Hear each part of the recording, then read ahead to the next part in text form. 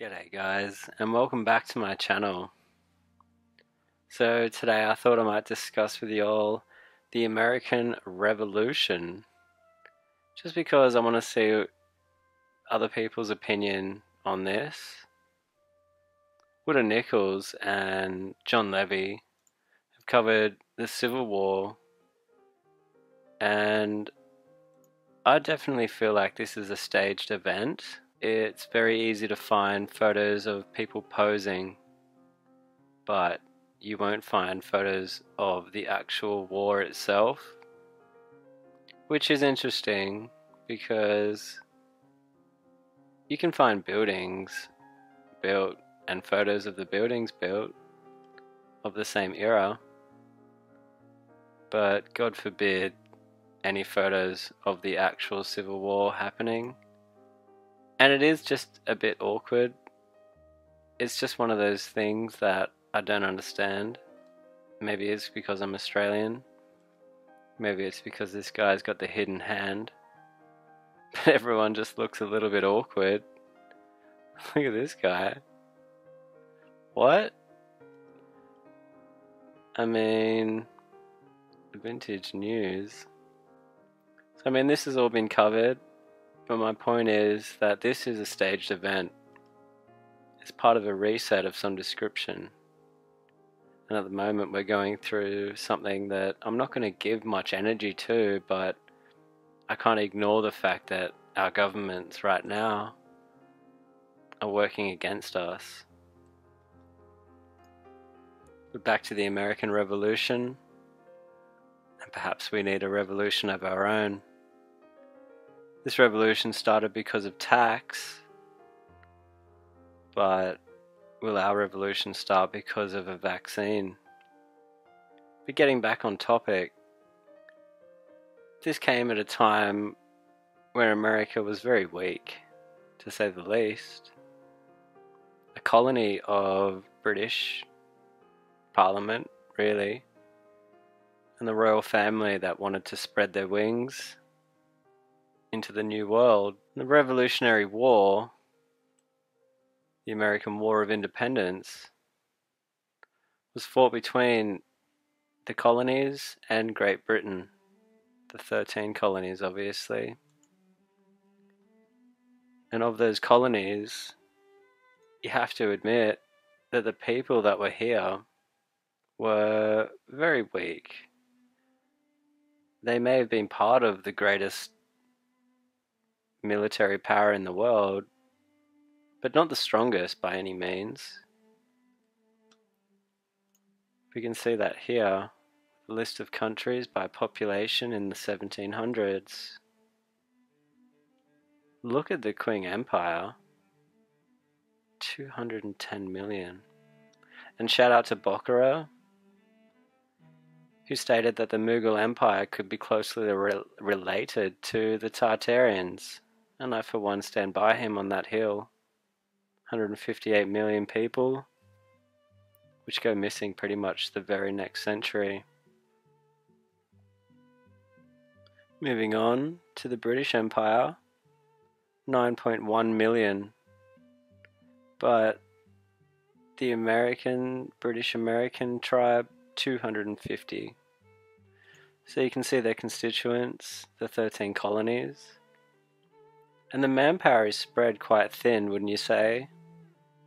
Up to 60,000 in Virginia, but Delaware colony, not even 2.5. And I've definitely seen built out areas in Delaware, buildings built in the 17th century that are just spectacular. But let's keep on topic.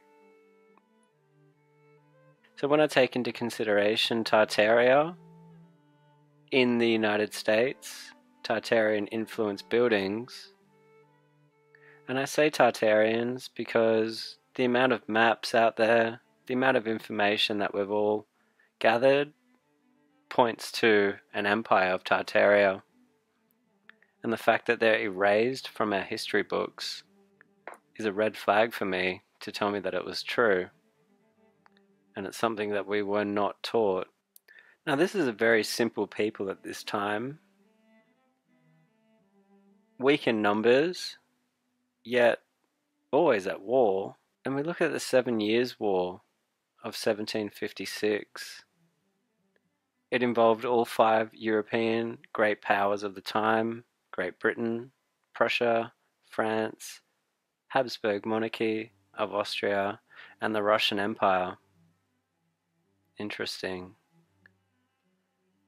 But what I found more interesting is this comment. Meanwhile, in India, some regional polities within the increasingly fragmented Mughal Empire, with the support of the French, failed to defeat the British attempt to conquer Bengal.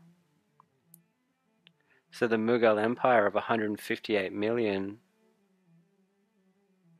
failing British might, which I find absurd.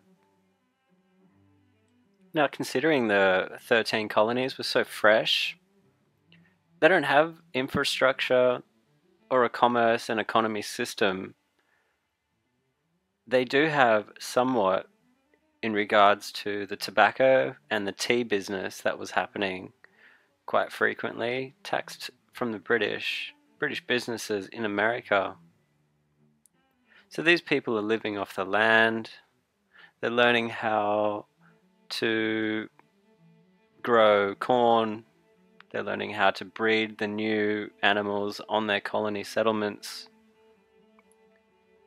But they're also branching out through further provinces of America from the 13, branching further inland, A, making their states bigger, and B, conquering this Indian land that is Indian French owned. Now, when this first started to happen, the French were already here, okay, set out with colonies all throughout this interior land of the United States. So these guys are struggling to farm the land and survive. You got to remember that 1 in 4 colonists died of disease, which made me think, do these guys even have a hospital in this period? The caring person that I am, I had to make sure I did some research on that, and they did. 1751, good old Benny Franklin founded this place. Whether he built it or not, he definitely found it. And considering the lifestyle that colonists were living, I find it very interesting that this sort of building is being built, because the main attendant of these hospitals were the insane. And what classed you as insane in this period? Over time, the proportion of the hospital's patients who were severely mentally ill increased in size until it began to become overcrowded, leaving little room for the physically ill. In response, the Board of Managers believed itself obliged to limit the admission of mentally ill. Now, why were there so many mentally ill between the founding of this hospital and 1800? Considering there was 100 years to 200 years beforehand where the colonists seemed to be doing just fine and not needing a hospital to house all these mentally insane. And it's quite a story if you go through the Pennsylvania Hospital, the Institute of Pennsylvania, and its history. Quite an interesting story to look at. So what confuses me is the fact that before the signing of the Declaration of Independence, America didn't just have to deal with its parent colony, it had to deal with the French. And the French had already put forts and colonies all through the interior of America. Now, did the Americans want to travel inland so early in their colonial period because they wanted to branch out for new land? Or did they know something was there? Did they know something was there to be inherited?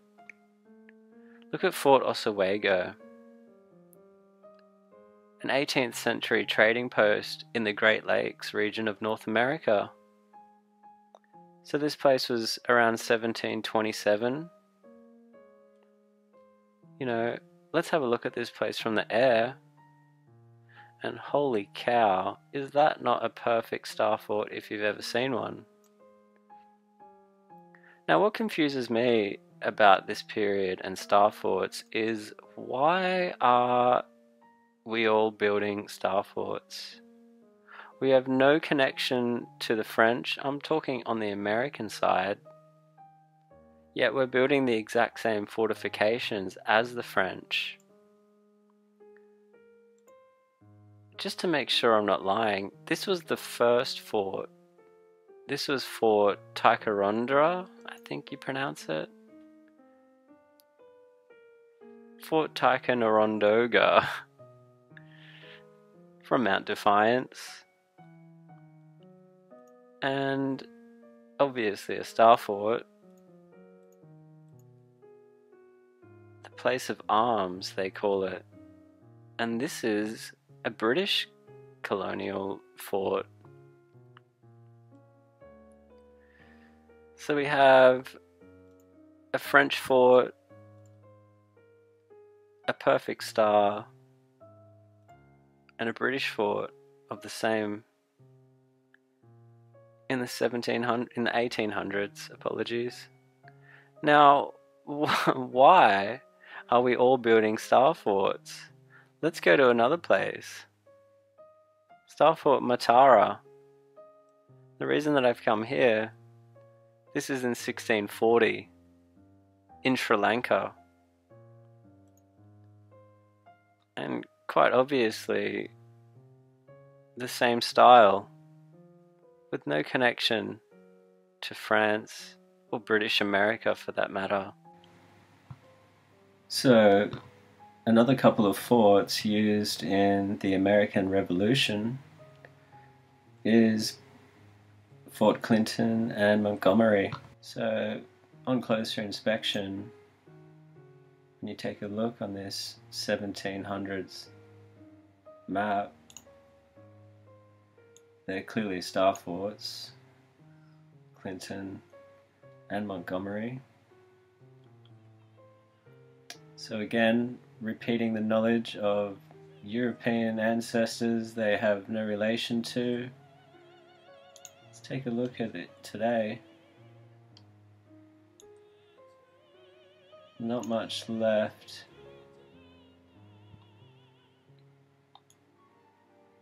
It could be reaching, and that could just be them mocking us. But you sort of get a shape out here where the lines used to be. So I believe it begs the question of what really went on in the interior of America around this period. What we do know for a fact is there were buildings constructed that surpassed our architectural level, and clearly not built by the Native American Indians, but by a civilization influenced by Roman Greco extravagant style. So one would think, considering the sheer audacity of the buildings and structures, that somewhere at some point the construction plans or the blueprints, construction drawings would have been saved, in a library or collection somewhere, even part of a private collection, but try finding them. And these buildings, square foot by square foot, an order of magnitude heavier by the way of the mass of construction materials, truly epic foundations must have been constructed to hold them up. Where are all the quarries? And in the absence of concrete, the foundations must again be much larger and have much more mass to do the job than you'd have to if you had steel rebar and concrete to use, which was not used. Also the glass, where did all that come from? Where are all the records of the glass contracts? Where is the glass making facilities? As the sheer amount of glass required to complete epic structures would have been measured in the thousands of tons. All shipped from Europe? That's laughable at best. Anyway, I'm going to leave it there for today. Thanks for sticking around if you have. Leave a like if you've enjoyed what you've seen. My name's Phil, and this is Tartarian Zephyr. Have a nice rest of your day or evening, and I'll see you next time. Catch ya.